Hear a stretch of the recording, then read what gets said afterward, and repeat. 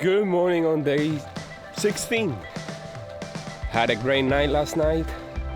I was a little bit hungry because I only had a can of tuna and some peanuts since I didn't have dinner here.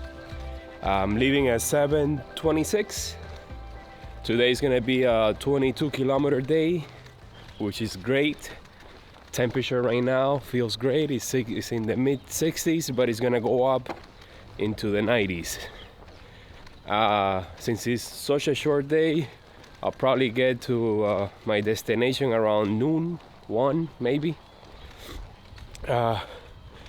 Today we gotta talk about the trolley. Should we talk about the trolley? Let's do that later on. Let's talk about the pilgrims, man. Where are the pilgrims? Day 16, I've only seen a mother and a daughter doing a little short section. I saw them one morning, and that's about it. This route is not as well traveled as El Camino. I think about 5,000 people a year do this, and I'm getting the feeling that most of them just do the Italian section. There aren't that many people going through these towns. You can tell there are small farming towns. You see the men working in the fields, and I don't know if it's because of the heat wave, but people just keep to themselves inside. Stores are always closed. Some of the sign says that they close from 12:30 until like 3 or 4.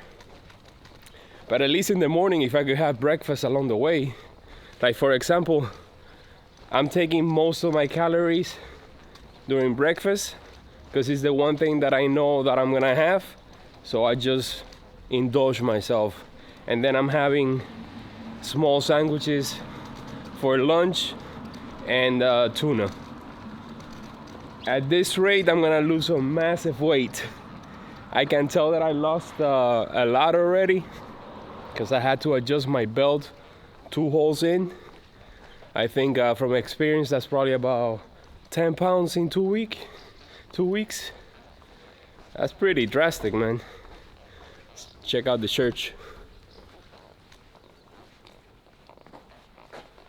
Not even gonna try because I know that's close.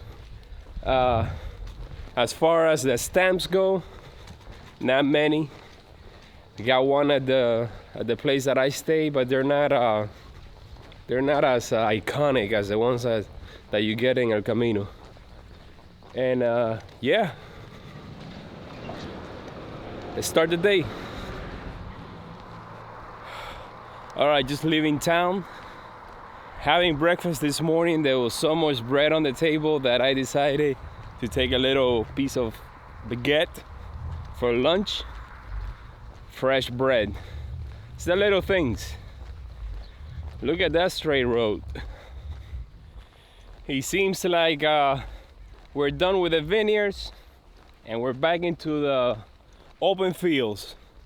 What a shame, because yesterday was an amazing walk. That was the first time in my life that I've been through vineyards, and it couldn't have been a better place to do it. Tomorrow, actually the next 3 days are gonna be very interesting, very Maceta-like in El Camino. Gonna be walking down a straight Roman road, going through tiny little places along the way. I actually have to call ahead for the place that I'm gonna stay tomorrow. The day after, I think I'm staying at a mayor's office, the mayor of the town. And yeah, if I'm gonna camp somewhere along the way, that's probably gonna be that section. Those 3 days are gonna be rough. Short distances, but really nothing but farm fields and a straight road.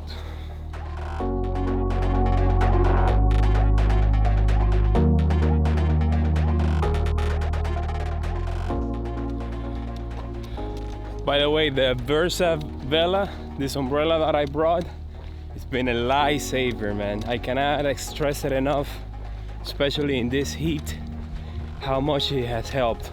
I've always wore the hat, but it gets warm. This one has a clamp that I can attach to to the trolley and an articulated hand so I can adjust it, and it's far enough from me so that I don't feel the heat coming through it. It also has UV protection, so that is a plus to the square root. Very little data signal in the towns. There's cell phone signal, but no data. Surprisingly, you find the data signal out in the countryside. You know, in preparation for those 3 days that I'm gonna be crossing the desert, so to speak, I'm gonna need to resupply as soon as I find a supermarket. It's gonna be a tough tough cookie to bite, but I have to. I cannot go out into the plains with no food supply or water. So that's in my radar right now. Finding an open business in the countryside. Yeah, good luck with that.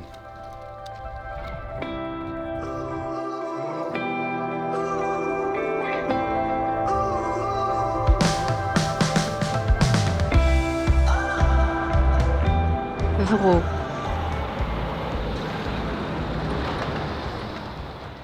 So here I am at the Museum of Aviation.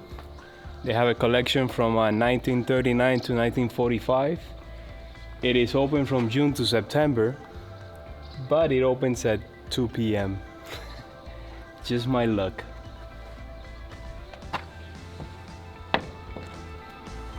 What am I gonna do? Move on.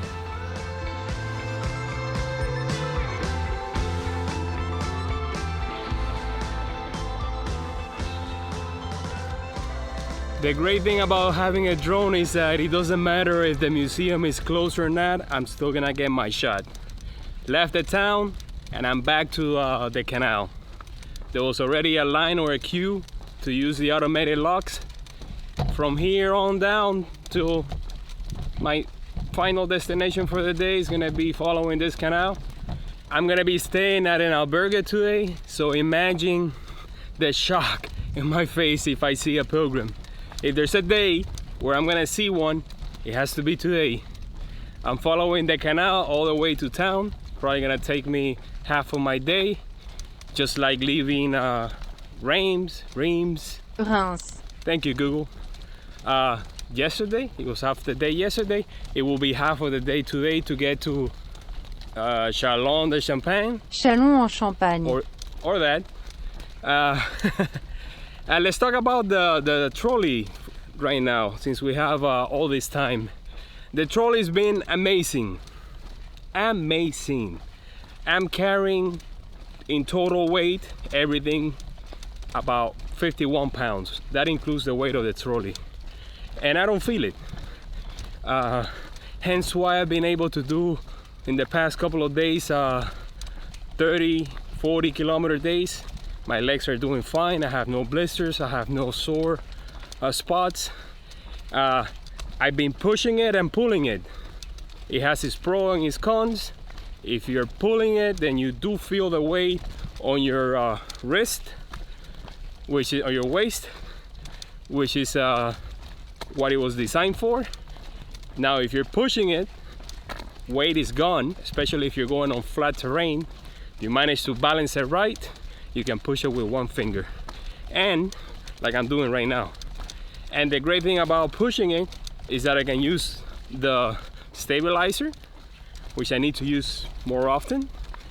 And I have my cell phone in front of me, I have my camera and the drone. And if I need to take a break, all I gotta do is stop, settle it down, do my thing, and keep going. If I have it behind me, then I have to unbuckle it, then buckle it back in again, and everything is behind me. If something were to fall off, I will not see it or notice it. In front of me, anything falls and I can grab it.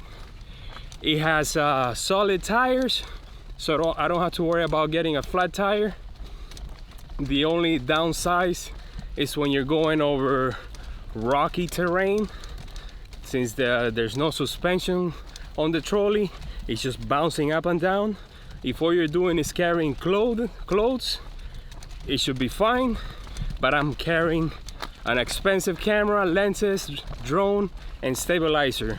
All sensitive electronic equipment that could get damaged. That's the reason why I brought this day pack, not only to carry my water, but also to carry my laptop. I will not put my laptop in there at all. At the beginning of the trip, I had my camera buckled right here, but it was just tiring my shoulder. This backpack doesn't have the strap to lift up the shoulder strap and get the weight off of it and transfer it to your waist. So yeah, what else can I say about it?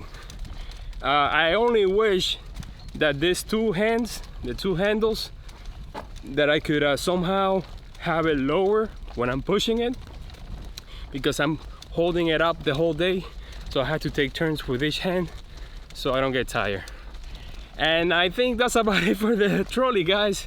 As far as distributing the weight, I keep the heavy load closer to the wheels and the lightest stuff on top. And yeah, carrying about 15 pounds worth of water and food, and I don't even feel it. That's on top of the 51. So we're talking about 60 pounds, 60, 65. Going uphill, it is as difficult as doing it with a backpack, I guess. Downhill is a breeze. I have a brake system. Usually when I'm going downhill, I pull it so that the trolley is just pushing on me and not pulling me away. And I need a drink of water, or Gatorade, which is what I'm drinking now. It's been so hot this couple of days that I was just drinking water non-stop, and it wasn't doing it. I tried to get electrolytes, but the French have never heard of it, or at least the ones that I've asked. So I found this at a supermarket and I bought 3 bottles. Wow, that was quite the speech, huh?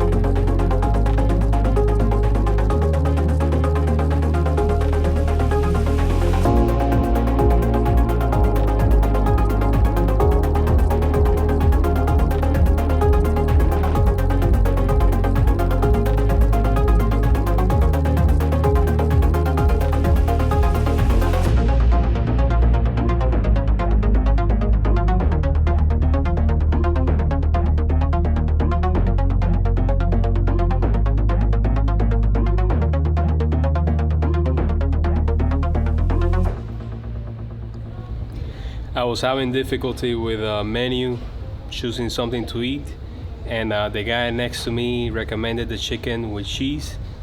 But I mean, look at this.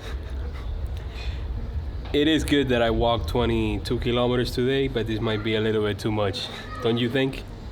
Well, I'm gonna dig in. See you in a little bit. So finally made it to the albergue, and check this out. I'm getting Camino de Santiago flashbacks right now. The place was only 1960. I'm like less than 5 minutes from the square, from the center of the town.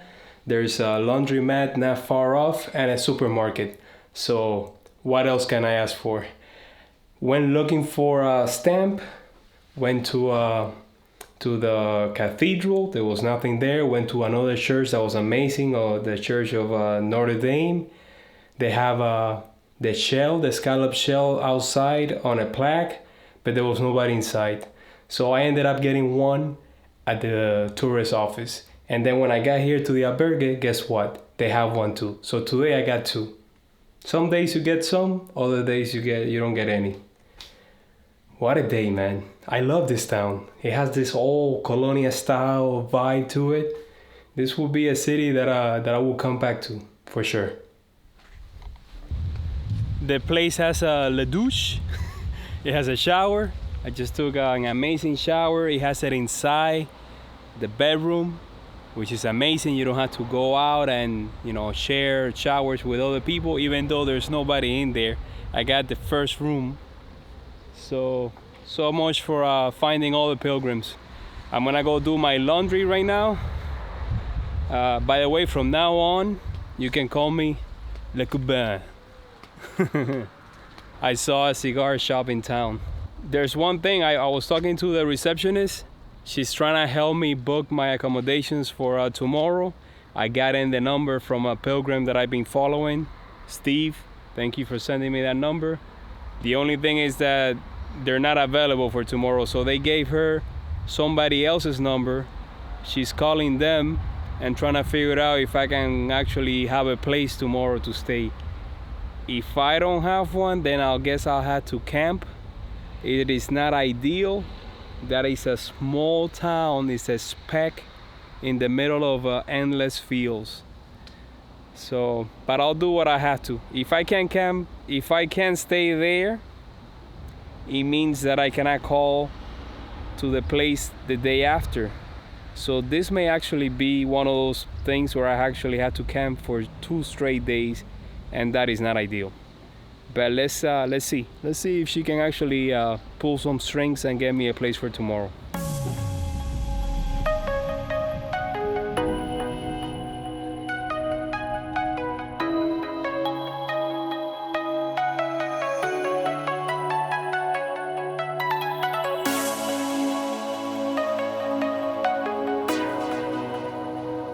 Doing laundry once again, but these machines are gonna kill me.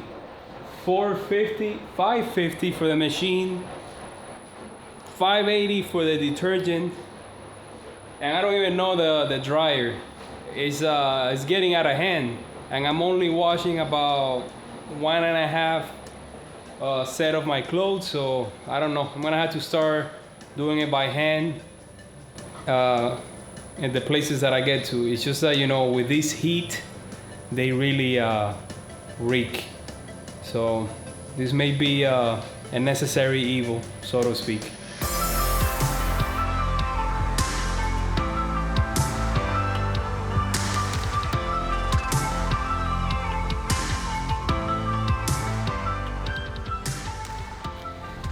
All right, so I spoke to the receptionist. She was actually on her way out, and she did not manage to get in contact with the people in that town. So that means that I have the number. That means that tomorrow when I get there, I'm gonna give them a call. I think they speak English. And yeah, tomorrow is either gonna be a 20-kilometer day or a 30+ one. And I'll just do that stage. Instead of 3 days, I'll do it in 2. Because I don't wanna camp for 2 straight nights. It's just too much. Let's see. My luck had turned for the better, for the best. Let's hope that it continues. I have hope.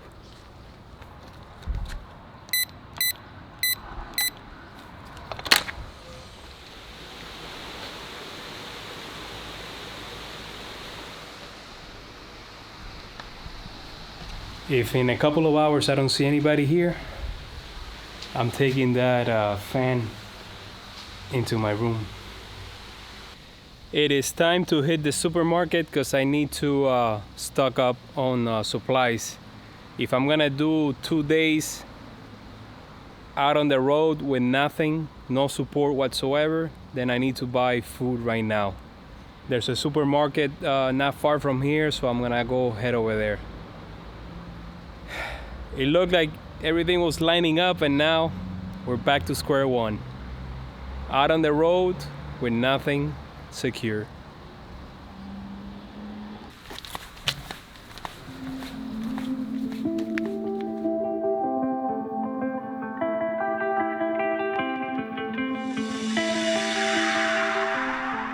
All right, so here goes nothing. I'm gonna call the number that I got from the receptionist, and hopefully I'll have a place to stay tomorrow. Let's see if it works. No. Do I need to add a 33 in front?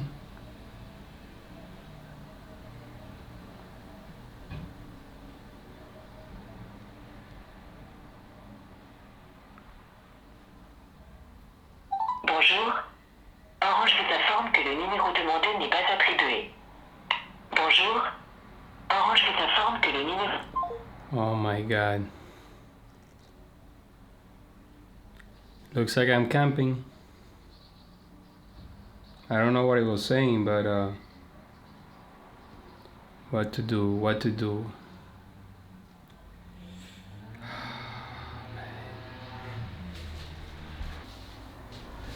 Alright, so as of this moment, I don't have a place to stay tomorrow.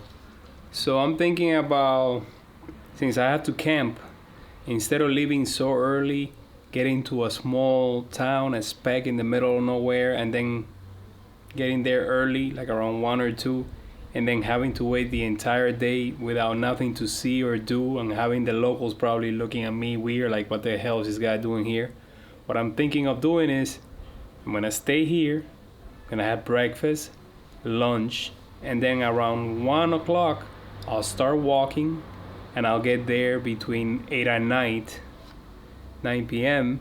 Then I can camp right away. I already found the perfect spot, and spend the whole night, then wake up super early the next morning and get to the major city around 1 or 2 p.m. That way, I minimize the time that I'm out in the open. I can actually stay here, have a good lunch before I leave, knowing that I'm not gonna find any place along the way, and then just have my regular dinner, tuna, a sandwich, whatever. And yeah, what do you guys think? Is that a good idea? Is that a good plan? Well, it doesn't matter because that's what I'm doing. All right, guys. That's it for today. What a crazy day. Great city, and then everything just turned upside down. As always, on the Via Francigena. See you guys tomorrow.